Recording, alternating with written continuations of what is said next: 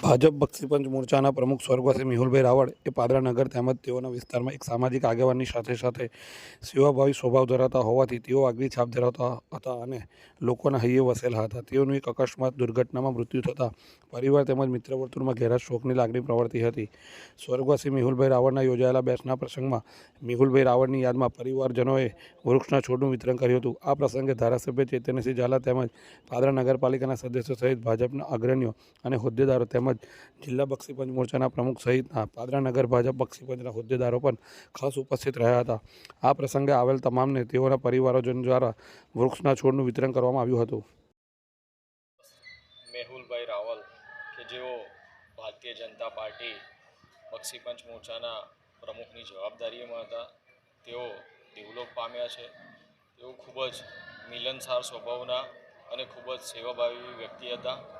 તેમની ખોટ એ તેમના પરિવારને, ભારતીય જનતા પાર્ટીને અને સમગ્ર પાદરાને સાલસે.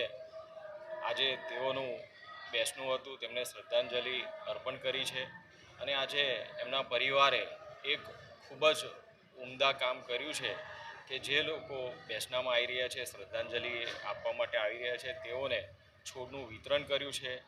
આ છોડ એ મોટો થઈને વૃક્ષ બને અને મેહુલભાઈનું નામ એ આ દરેક વૃક્ષોમાં અમર થઈ જાય એવો ખૂબ જ સારો એવો પ્રયત્ન કર્યો છે. તેમના આ કાર્યને અમે સૌ આવકારીએ છીએ. અમારા ભાજપના બક્ષીપંચ મોરચાના પ્રમુખ મેહુલભાઈ રાવળનું દુઃખદ અવસાન થયું હતું. તેમનું આજ બેસણું છે. એ અમારા વોર્ડમાં ઘણા અગ્રણી નેતા હતા અને ઘણા સારી સામાજિક કાર્ય એમણે કર્યા છે અને આજે એમના પરિવાર તરફથી એક ઉમદા કાર્ય કરવામાં આવ્યું છે કે જ્યારે બેસણામાં જે પણ આવે છે બધાને વૃક્ષારોપણ માટે છોડવા આપવામાં આવે છે. એ મેહુલભાઈની યાદગીરી સ્વરૂપે અને એમના પરિવારે જે આ કામ કર્યું છે એ માટે એમનો આભાર માનીએ છીએ.